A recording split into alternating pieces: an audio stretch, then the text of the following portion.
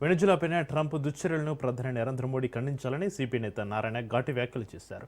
మోడీ సర్కారు అర్థం లేని విదేశాంగ విధానాల వల్ల దేశంలో రాజ్యాంగ సంక్షోభం వస్తుందని అన్నారు.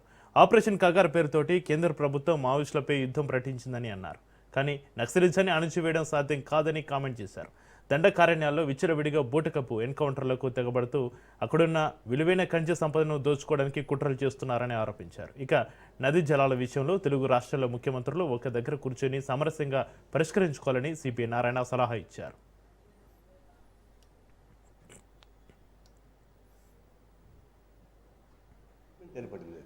పాలిటిక్స్ కన్నా సెంటిమెంట్స్ ఏర్పడింది. ఇప్పుడు సడన్గా ఒక 80,000 కోట్ల రూపాయలు పోలవరం బనకచర్ల ప్రాజెక్ట్ తీసి పెట్టారు.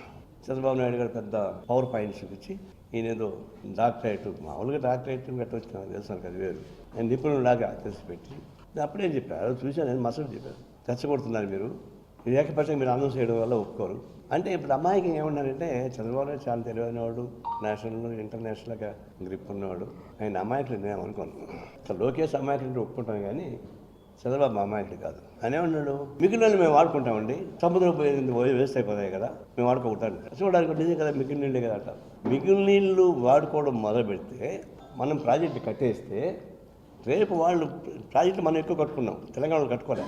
ఇప్పుడు వాళ్ళు రేపు కట్టుకోవాలంటే మాకు రేపే రైట్స్ అంటే వాళ్ళు ఎంజాయ్మెంట్ రైట్ మాకు ఉంది కాబట్టి మాకు నష్టం లేకుండా కట్టుకోమని పేచి పెట్టే అవకాశం. అందుకే తెలంగాణలో ఏంటంటే ముందు మిగిలిన నీళ్ళు పంచుకుందాం. సంవత్సరానికి 2,000, 2,000 టీఎంసీలు పోతున్నాయి. ఆ మధ్య అయితే 4,000 టీఎంసీలు పోయినాయి. నిజమే, సముద్రం పోవడం వేస్తే అది 2 రాష్ట్ర ముఖ్యమంత్రులు కూర్చొని మాట్లాడి అయ్యా మిగిలిన నీళ్ళు ఉన్నాయి, యావరేజ్న ఫర్ ఎగ్జాంపుల్ యావరేజ్న 5,000 టీఎంసీ అనుకో, 5,000 టీఎంసీ మీకు ఎంత కావాలా మాకు ఎంత కావాలా అని ఒక పెద్ద మనిషి ఒప్పందం చేసుకుంటే పరిష్కారం అయ్యేది.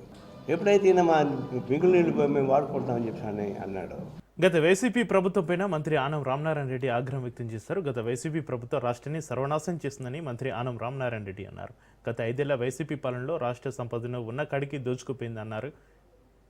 సొమశీల, కండలేరు జలాశయాలకు ఏమి అభివృద్ధి చేశారో చెప్పగలరా అని వైసీపీకి మంత్రి ఆనం సవాల్ విసిరారు.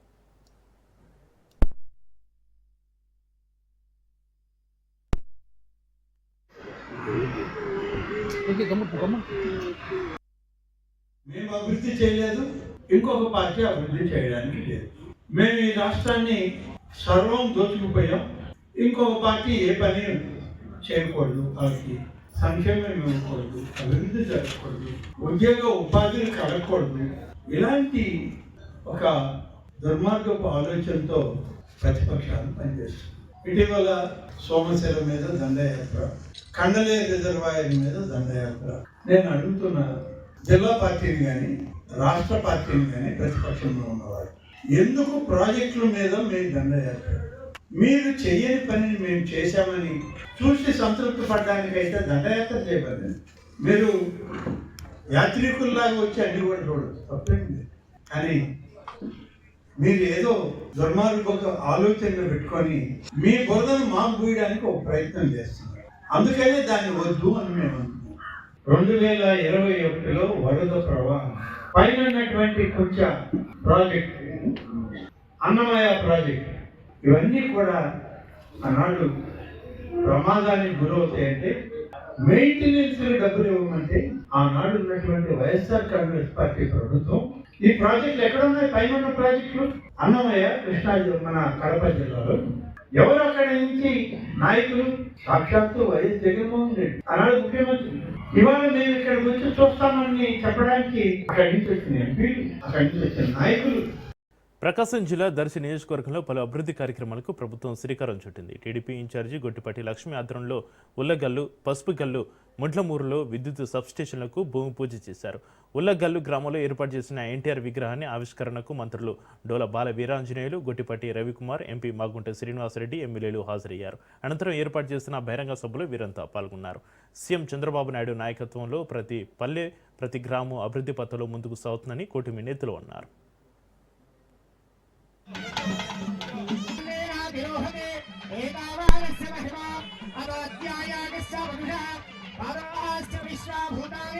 ఆయన విగ్రహాన్ని వాళ్ళ మేమందరం కూడా కలిసి వచ్చి ప్రారంభించుకోవడం జరిగింది. ఎన్టీఆర్ అంటే తెలియని వాడు ఈ ప్రపంచంలో లేడు. ఎందుకంటే వాళ్ళ రోజులు చూస్తున్నాం మనం. ఆస్తులు కాపాడుకోవటానికి పార్టీలు పెట్టే వాళ్ళు ఉన్నారు. కానీ ఆ రోజు తెలుగువాడి ఆత్మగౌరవాన్ని కాపాడటానికి పెట్టిన పార్టీయే తెలుగుదేశం పార్టీ.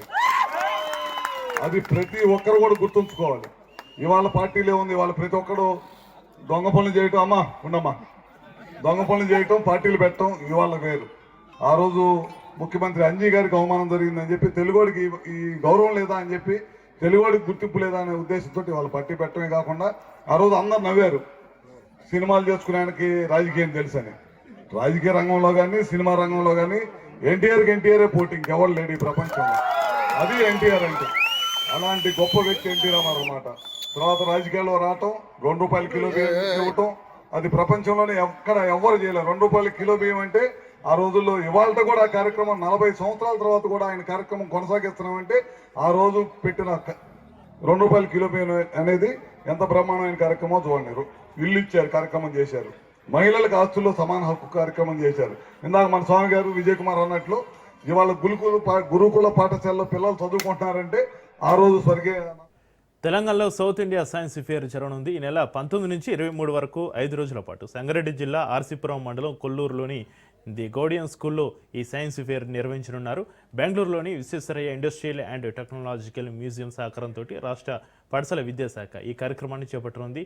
దక్షిణాదిలోని 6 రాష్ట్రాలు తెలంగాణ, ఏపీ, కేరళ, తమిళనాడు, కర్ణాటక, పుదుచ్చేరి నుంచి 9, 10వ తరగతి విద్యార్థులు సైన్స్ ఫేర్లో పాల్గొనున్నారు.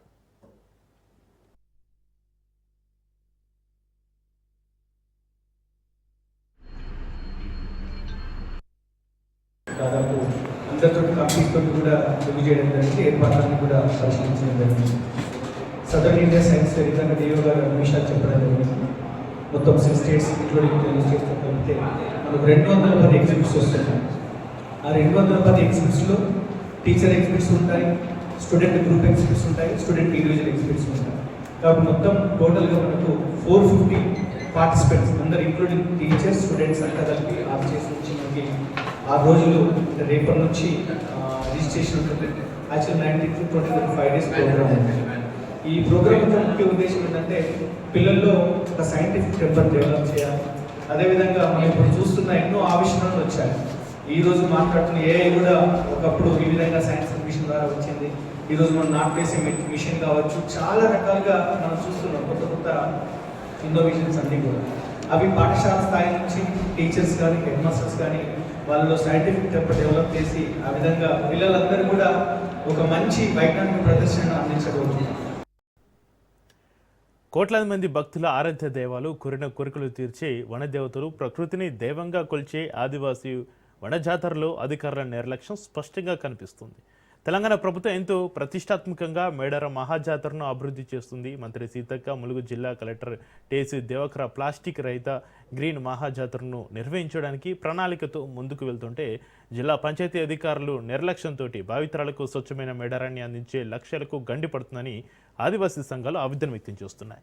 మేడారంలో అధికారుల నిర్లక్ష్యంతో జరుగుతున్న విధ్వంసంపై నవనిర్మాణ సేన రాష్ట్ర అధ్యక్షులు కోర్స నరసింహమూర్తితోటి మా Warangal regional coordinator Chandrashekar face to face. 100 ఏళ్ల చరిత్ర ఉన్న మేడారం జాతర మరో 100 ఏళ్ల పాటు చరిత్ర స్థిరస్థాయిగా నిలిపించే విధంగా తెలంగాణ ప్రభుత్వం మేడారాన్ని అభివృద్ధి చేస్తూ ముందుకు వెళ్తున్నారు. ఆదివాసీల సాంప్రదాయాలు సంస్కృతిని కాపాడాలని ముందుకు వెళ్తున్నారు. కానీ ఇక్కడ జాతరలో ప్లాస్టిక్ రహిత జాతరగా నిర్ణయం చేయాలని ప్రభుత్వం ముందుకు వెళ్తుంది. మరో పక్క అందుకు భిన్నంగా అయితే అధికారులు వ్యవహరిస్తున్నారని ఆదివాసీ నవనిర్మాణ సేన రాష్ట్ర అధ్యక్షులు కొర్స నరసింహమూర్తి గారు ఆవేదన వ్యక్తం చేస్తున్నారు. మనతో తనున్నారు, తనతో మాట్లాడదాం. సార్ చెప్పండి, ఇప్పటికే ప్రభుత్వం మన మహా జాతరను ఎంతో ఘనంగా నిర్వహించాలని ముందుకు వెళ్తుంది. ముఖ్యంగా ప్లాస్టిక్ రహిత జాతరగా దీన్ని నిర్వహించాలనుకుంటుంది. కానీ మీరేమో ఇటు అధికారుల పైన మీరు ఆవేదన వ్యక్తం చేస్తున్నారు. అసలు ఏం జరుగుతుంది లోకల్? మేడారం మహాజాతర అనేది ఈరోజు 2వ కుంభమేళగా ఈ దేశంలో చెప్పబడతా ఉన్నారు. ప్రతి 2 సంవత్సరాలకు ఒకసారి వచ్చేటటువంటి ఈ మహాజాతర కోట్ల మంది, సుమారు ఒక 2 కోట్ల మంది మరి భక్తులు 5 రాష్ట్రాల నుంచి వచ్చి వనదేవతల్ని మరి పూజించుకొని వెళ్ళేటటువంటి పరిస్థితి ఉన్నది. ఇలాంటి సందర్భంలో ప్రభుత్వం కూడా కొన్ని వందల చరిత్ర కలిగినటువంటి సంవత్సరాల చరిత్ర కలిగినటువంటి మేడారం మహాజాతరకు ఏ ప్రభుత్వం కూడా గుర్తించినటువంటి సందర్భంలో మరి తెలంగాణ రేవంత్ రెడ్డి ప్రభుత్వం ఈరోజు 250 కోట్ల రూపాయలు మరి మేడారం జాతరకి ఉద్దేశించి మరి ఆదివాసుల యొక్క చరిత్రని మరి చిరస్థాయిగా నిలిచిపోయేలాగా మరి ఈరోజు అభివృద్ధి పనులు అనేటివి చేస్తూ ఉన్నారు. దానికి మేమంతా కూడా హర్షిస్తూ ఉన్నాం. తెలంగాణ ప్రభుత్వానికి మేము ప్రతి ఒక్కరం కూడా ధన్యవాదాలు తెలియజేస్తా ఉన్నాం. కానీ ఇదే చరిత్ర ఇంకా భావితరాలకు అందాలి, కొన్ని వందల సంవత్సరాలు వేల సంవత్సరాలు ఉండాలి అంటే మరి ఇక్కడ ఆ చరిత్ర నిలబడాలి అంటే ప్లాస్టిక్ అనే దాన్ని పూర్తిగా నియంత్రించాల్సినటువంటి అవసరం ఉన్నది.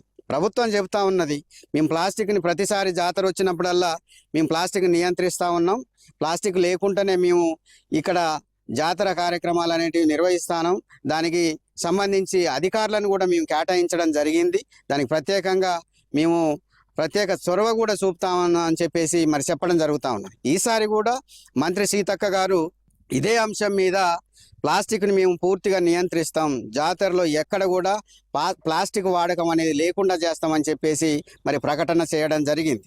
ప్రభుత్వం కూడా అంతే చెప్పడం జరిగింది. ఇటు మంత్రి గారు ఇటు జిల్లా కలెక్టర్ గారు చెప్పినటువంటి ఆదేశాలను బేఖాతరు చేస్తూ ఇక్కడున్నటువంటి పంచాయతీరాజ్ శాఖ అధికారి ఎవరైతే ఉన్నారో జిల్లా అధికారి ఆయన పూర్తిగా కూడా ఇక్కడున్నటువంటి పరిశుభ్రతని పట్టించుకోవడంలో పూర్తిగా విఫలమైపోయింది.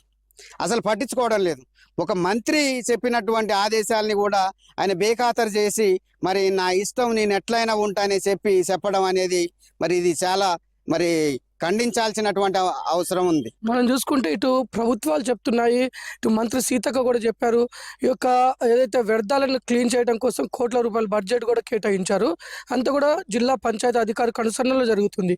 ఈ ప్లాస్టిక్ రహిత మేడారం జాతరను గ్రీన్ జాతర నిర్వహించాలని ప్రభుత్వం ఎంతో దృఢ నిశ్చయంతో ముందుకెళ్తున్నప్పటికీ ఈ మంత్రులు జిల్లా అధికారుల యొక్క ఆజ్ఞలు కూడా ఈ యొక్క గ్రౌండ్ లెవెల్లో ఉన్న అధికారులు బేతరు చేస్తున్నారు. దీనిపై మీరేమనుకుంటున్నారు? మేము ఒకటే చెప్తామండి, ఎందుకంటే ప్రభుత్వం కూడా కృత నిశ్చయంతో గతంలో ఉన్నటువంటి ఏ ప్రభుత్వాలు పట్టించుకోకున్నప్పటికీ ఈ ప్రభుత్వం ఎంతో దృఢ నిశ్చయంతో అదంతా ప్రజలంతా గమనిస్తా ఉన్నారు. 100 కోట్ల రూపాయలు కేటాయించి అభివృద్ధి చేయాలని చెప్పేసి అన్నారు, కేటాయించిన అభివృద్ధి పనులు కూడా జరుగుతూ ఉన్నాయి. దాంట్లో ఎక్కడ కూడా మేము ఏమీ అనడం లేదు. ఇక్కడ జాతరకు వచ్చేటటువంటి క్రమంలో భక్తులకు ఇబ్బంది కలగకూడదు కదా, ఇక్కడికి వచ్చినటువంటి భక్తులు అనారోగ్యంతో వెళ్ళకూడదు కదా. ఇక్కడికి వచ్చినటువంటి చెత్త ఉందండి, ఈ చెత్త మొత్తం కూడా వీళ్ళు సెగ్రిగేషన్ చేయాలి. ప్లాస్టిక్ని కాలవకూడదు కదా. ప్లాస్టిక్ని ఎందుకు కాలుస్తూ ఉన్నారు? ప్లాస్టిక్ని కాలవడం వల్ల రకరకాల వ్యాధులు వస్తూ ఉన్నాయి. మరి ఇట్లాంటి ప్రమాదకరమైనటువంటి పరిస్థితుల్లో ఈరోజు మేడారం ఉన్నది. భక్తులు రావడానికి కూడా సంకోచిస్తూ ఉన్నారు.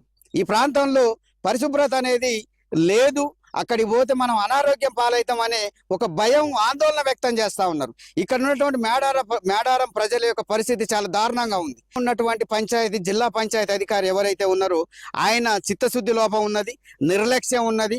ఒకవైపు మంత్రి గారు చెప్పినటువంటి ఆదేశాలు కానీ జిల్లా కలెక్టర్ గారు చెప్పినటువంటి ఆదేశాలు కానీ ఆయన లెక్క చేయకుండా మరి నా ఇష్టానుసారంగా నేను వ్యవహరిస్తాను, ఎన్ని 100 కోట్ల రూపాయలు ఇచ్చినా కూడా నేను వృధా చేస్తాను అనే విధంగానే మరి ఇక్కడ పంచాయతీ అధికారుల యొక్క తీరు ఉండడం వల్లనే ఈరోజు మేడారానికి ఈ గతి పట్టిందని చెప్పేసి ఈ సందర్భంగా తెలియజేస్తా ఉన్నాను. ఇటు జిల్లా స్థాయి పంచాయతీ అధికారుల నిర్లక్ష్యం అయితే మొత్తం భావితరాలకు మేడారం గ్రీన్ మేడారం బదులు విధ్వంసకరమైన మేడారం అడవులు ఉండే విధంగా ఉందని చెప్పేసి ఆరోపణలు చేస్తున్నారు. ఇప్పటికైనా ఇలాంటి పంచాయతీ అధికారిపై కఠిన చర్యలు తీసుకోవాలి. పర్యావరణాన్ని కాపాడే విధంగా వీటిని ప్లాస్టిక్ని సీసాలను అన్ని కూడా వేరు చేసి వీటిని పలు రకాలుగా వీటిని ఎరువులుగా మార్చే విధంగా చర్యలు తీసుకోవాలి. అడవులను కాపాడాలి.